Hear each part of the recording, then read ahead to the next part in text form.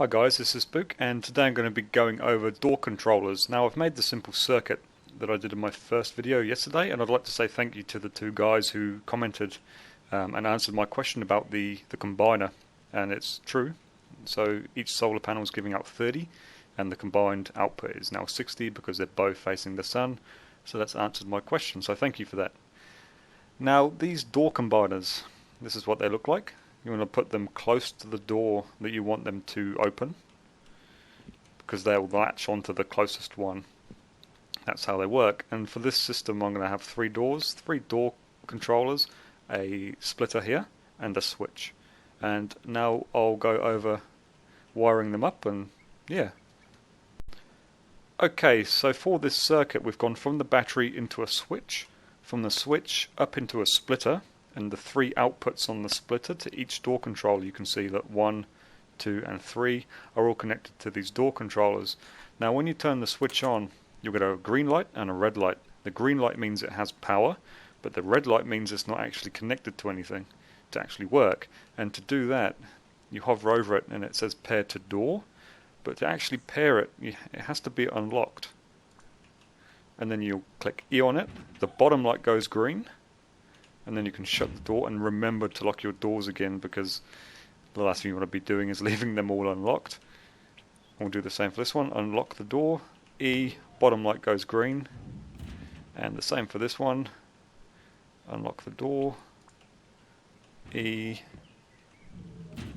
and lock the door again. Okay, so these are all paired up now. So I'm just going to flick that off, and they're all off now.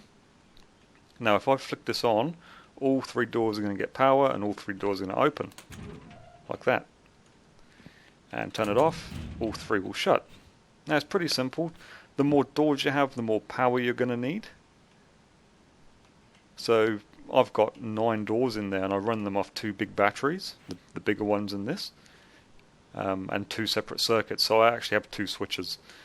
So if you are thinking of doing your entire base, you're probably going to end up with a lot of components scattered around, and it makes it a little bit harder to wire up, but it's worth it to have the instant door opening and shutting. Okay, now I'm going to go over pressure pads. This is what they look like currently. I expect them to change. This looks a bit clunky to be something you'd ideally want to hide in the event of trap bases. It's pretty obvious what it is. It's quite different to everything else around it. Anyway, we've gone solar panels through the combiner into the battery up to a switch, the same as the door controller method I showed you just before. From the switch to the input on the pressure pad, and the pressure pad output onto a door controller that is linked to this door. Now I'm going to turn the circuit on, and these lights don't go green because it hasn't been activated to receive the power from the pass-through. This is just a pass-through really, in and out when you stand on it. So if I stand on it now, these 2 lights will go green, door will open. For as long as I'm standing on this pressure pad, this door will be open. Back off, door shuts. And that's as simple as it gets. For trap bases, you can cover them up with, what is this? This is a bare rug thing. I think the battery's blocking it slightly, and it still works. This old mate runs up to your base, up to your front door, or what could look like a loot room, shotgun traps or a turret behind it. They're going to get blasted. Now obviously in your base you're not going to have every component on display.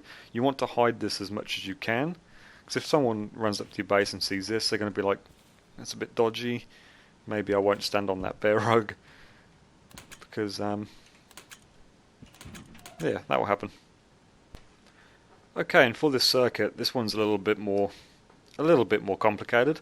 So it's pretty much the same as before, but instead of going from the pressure pad to the one door controller, it's going from the pressure pad into the top of a splitter, and then as the same as the first circuit I showed you, it goes out to 3 door controllers through the bottom of the splitter. So now if we turn this switch on, which turns on the entire circuit, stand on the pressure pad, all 3 doors open. And this would be quite good if these doors were either side of me and they each had a shotgun trap behind them, or a turret, or whatever else. Flame turret would be cool. So yeah, that's how that one would work. And again, put old mate bear rug over the top of it. No one's none the wiser, really. Does look a bit suspicious though, doesn't it? Let's be honest. And lastly for this video, I'm going to talk about your laser detectors. There's one here on the wall. It's very small, and it pretty much is what it says it is. It's a laser that shoots a beam. The beam breaks, the power's tripped and activated. And so for this circuit, I've gone from a battery to a switch. You always want a switch in your circuits, or else your battery's just going to drain.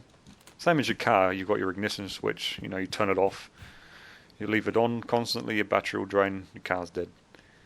So I've got the output going to the input on the laser detector. Your output is going to this door controller, which is linked to this door. So if I turn the circuit on, it's going to turn the laser on here. And you can kind of see it's shooting onto this solar panel just there. So I run in, I break the beam, the power's activated, the door opens. Stand back, door shuts. So that's how that works. Now for trap bases, obviously you'd hide all of this stuff, and you could maybe hide that somewhere, but the laser kind of gives it away. It's quite bright, especially if you're looking directly at it.